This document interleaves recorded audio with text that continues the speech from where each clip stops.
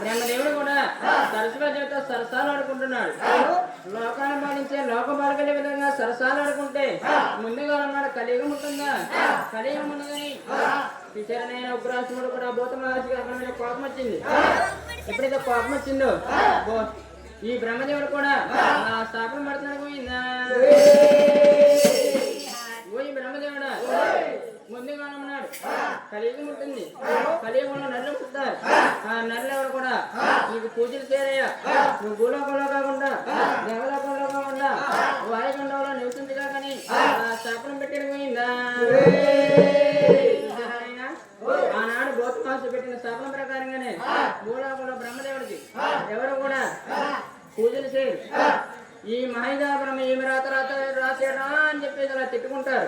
అని ఎప్పుడైతే అలా శాపనం పెట్టి మధ్య మధ్యలో ఉన్న విష్ణుమూర్తిని వదిలి ఎవరి భావంలో ఉన్న కైలాసపట్నాన్ని అలా సాగిస్తున్నాడు. పోయిందా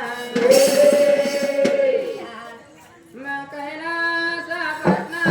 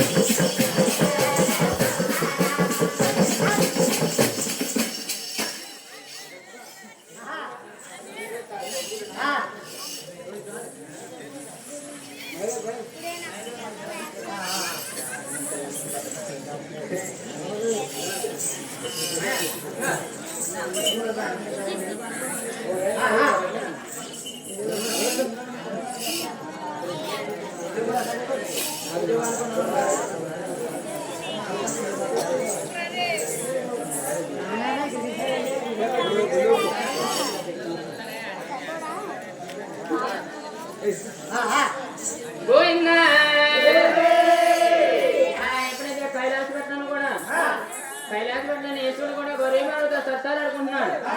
ఎప్పుడైతే సత్తాలు ఆడుకున్నాడో అప్పుడు నాకు కోపం వచ్చింది.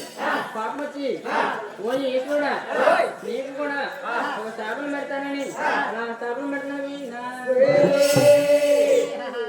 ముందుగా నాడు కలియుగం పుడుతుంది. కలియుగంలో నన్ను పడతారు. నీ విగ్రహానికి ఎవరు కూడా పూజలు చేయరు, నీ లింగాకారానికే పూజలు చేస్తారు.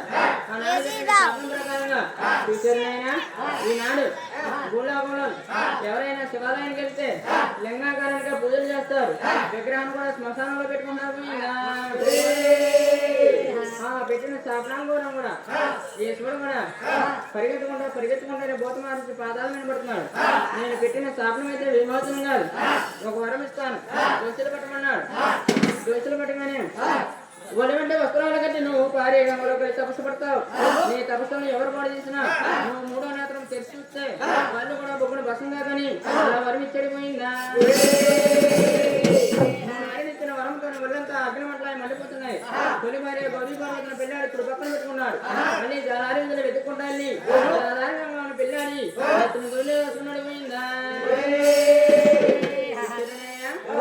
ఎప్పుడైతే ఈశ్వరుడు కూడా వరం ఇచ్చి మధ్య భక్తులు ఉన్నా విలపాల సముద్రాలు కూడా అలా సాగిస్తున్నాడు పోయిందా. అమ్మ విలపాల చంద్రాలమ్మో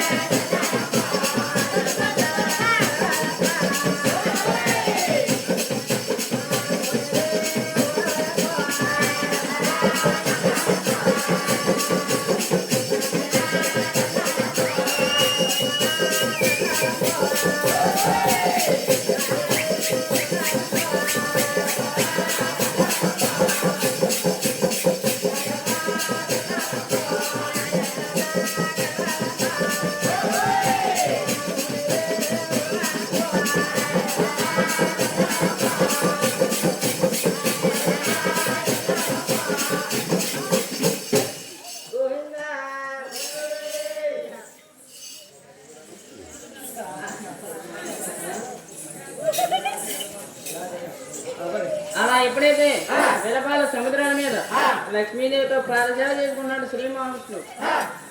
విష్ణు విష్ణు విష్ణు అని 3 సార్లు పిలిచాడు. విష్ణుమూర్తి అక్కడ ఉలకలేదు పలకలేదు. అక్కడ మీద కోపం వచ్చింది. భూత మనిషి కూడా అక్కడ మీద కోపం వచ్చి పరిగెత్తుకుంటా వెళ్ళి తన యానకోలతోని అలా ఫోన్లో నెరవేరిందా. అలా ఎప్పుడైతే ఫోన్ తిన్నాడో విలపాల సముద్రం మీద తూలిపడిపోయాడు. తూలిపడిపోతే ఓహో ఇతను ఏదో గొప్పవాడంలో ఉన్నాడు, ఏదో గారంతకరం ఉంది, ఏదో గడసరం ఉంది, నన్నే తలంచుకొని తన్నాడంటే ఇతను ఎవరో తెలుసుకోవాలని తన గుట్టు రట్టు కూడా కనిపెట్టాలని మెల్లంగా కోపం పడుకుంటా లేచి చూసారనైనా భూత మహర్షిని పట్టుకొని తీసుకొని కోనుకొని కూర్చోబెట్టి అలా పాదాలు పడుతున్నాడు పోయిందా. అలా ఎప్పుడైతే పాదాలు పడుతున్నాడో చూసారనైనా మహాయిల్లాల లక్ష్మీదేవికి కోపం వచ్చింది.